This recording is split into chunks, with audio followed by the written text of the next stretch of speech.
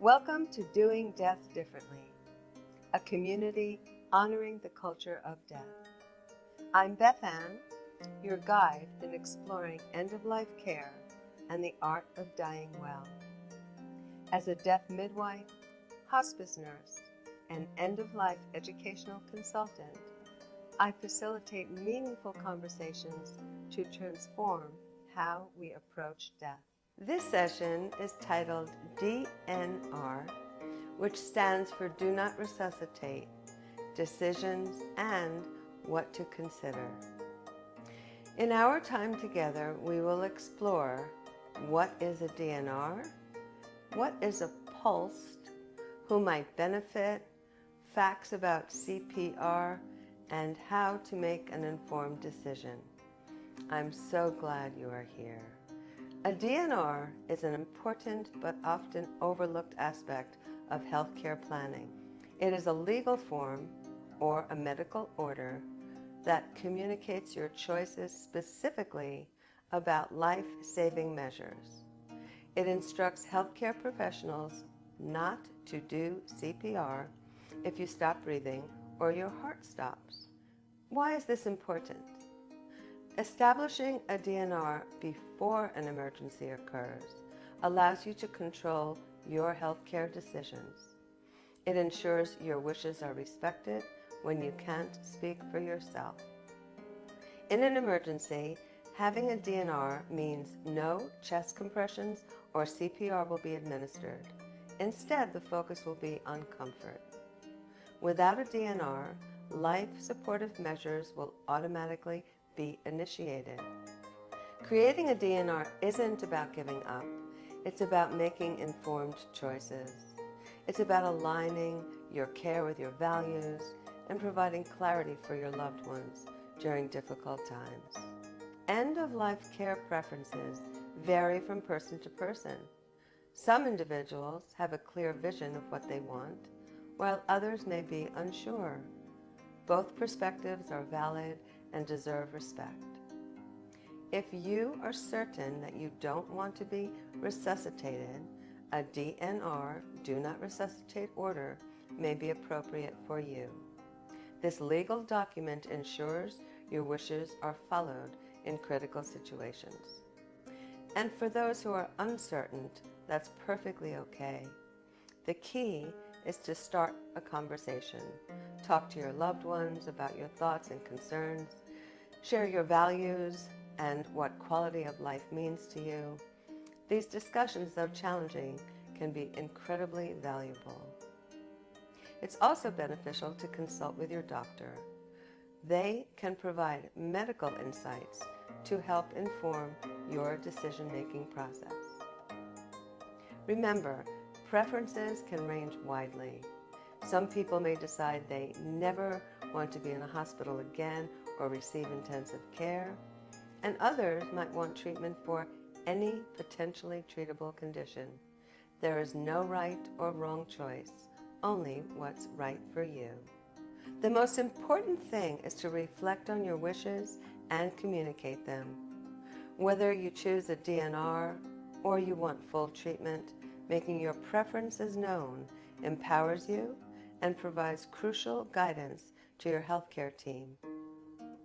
Take the time to consider your options. Have those important conversations.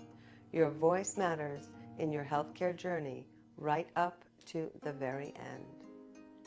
I'd like to talk now about a POLST, P-O-L-S-T, which is a more comprehensive directive than a DNR order. It stands for Physician Orders for Life-Sustaining Treatment, and it addresses a range of life-sustaining measures and allows a person to choose treatment as well as forego treatment. A DNR only addresses resuscitation. The document used is driven by the state you live in, so find out if your local place uses a DNR or a POLST.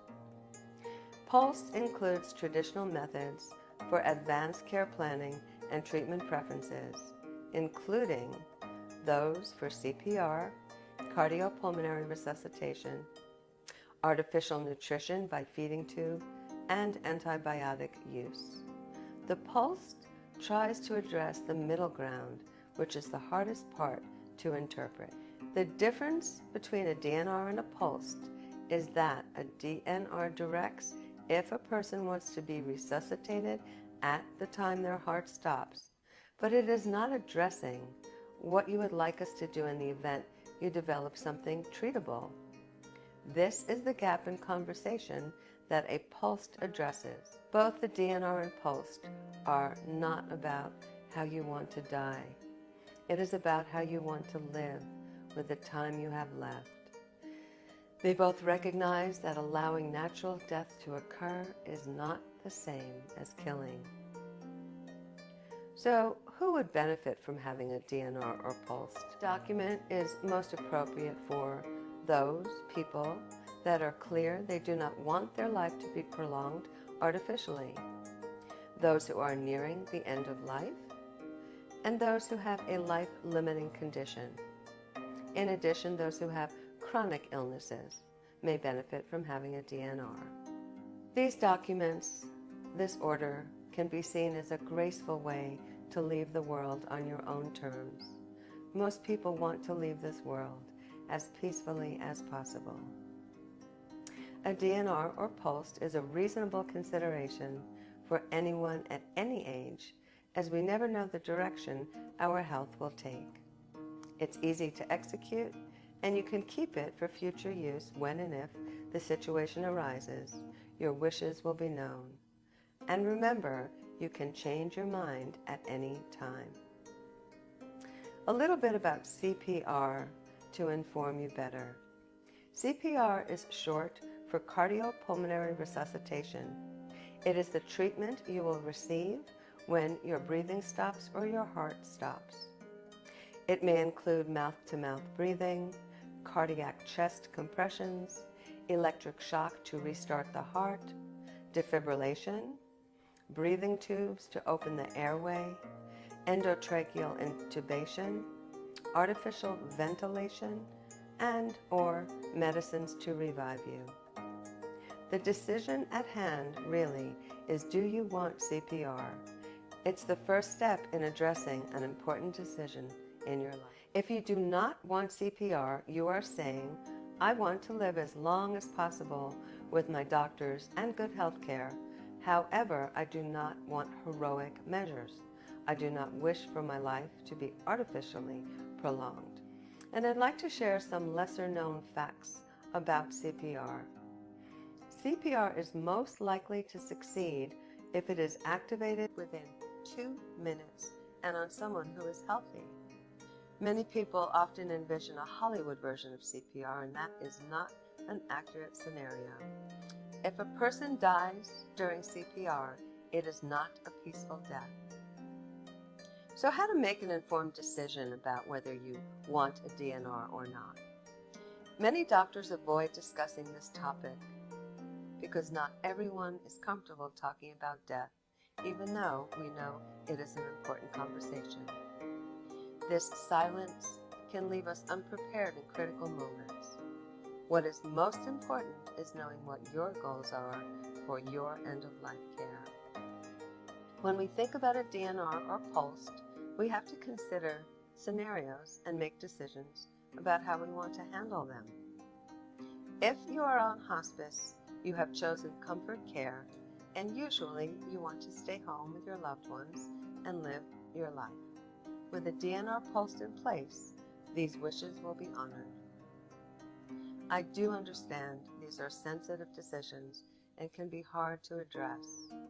Emotions often run high, and loved ones may have conflicting opinions regarding someone they love. All the more reason that I suggest you contemplate your wishes ahead of time. Consider what you want for yourself, no matter what your age or health. It's much easier to make clear decisions when you are healthy and of sound mind. Make the decisions now about the kind of care you may want in the future. Planning ahead will facilitate much ease and grace in your life. The decisions you make today will support your wishes in the future. In my career, I have seen many tragic situations that could have been avoided if these orders were addressed earlier.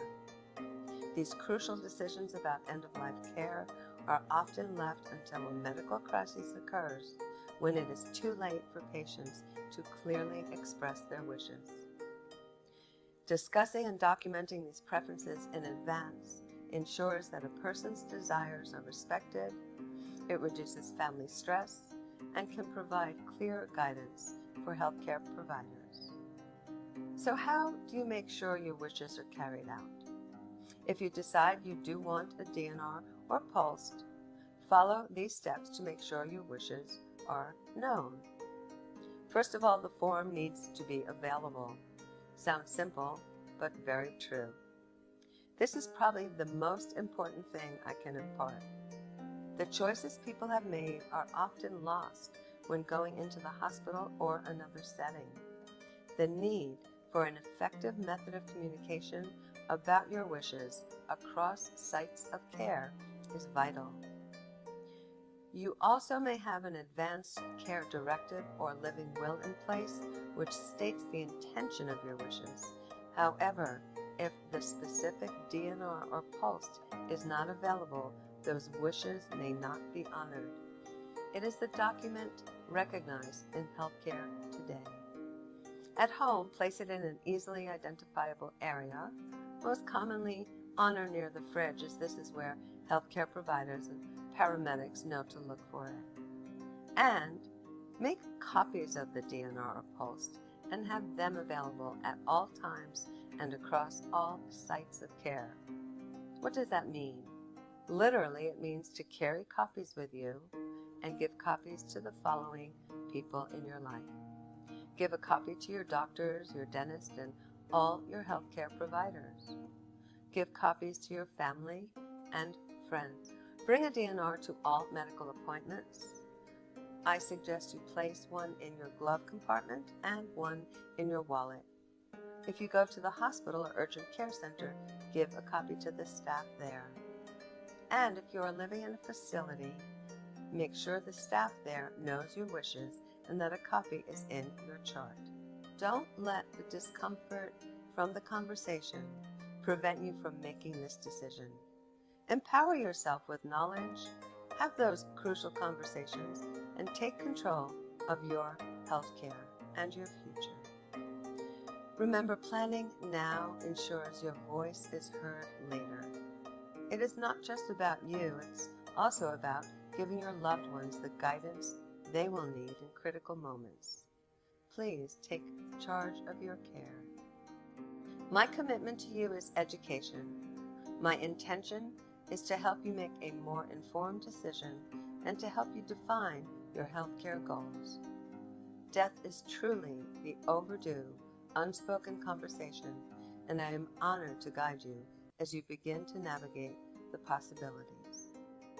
As an end-of-life consultant, I am here to transform your final journey into a meaningful, personalized experience. I offer comprehensive coaching programs where we can work together and address all your questions. And I also offer focused individual consulting sessions to guide you through important topics. My approach is deeply rooted in compassion, expertise, and a commitment to empower you. Working together, we will explore ways to make your final chapter rich with significance and comfort. Whether you're planning ahead for end-of-life care or you have immediate decisions to make, I am here to light the path forward, available to work together with you to create an end-of-life experience that reflects your values and leaves your lasting legacy. To learn more about how we can embark on this important journey, please visit my website, BethannDuval.com. Your final chapter is important. Thank you.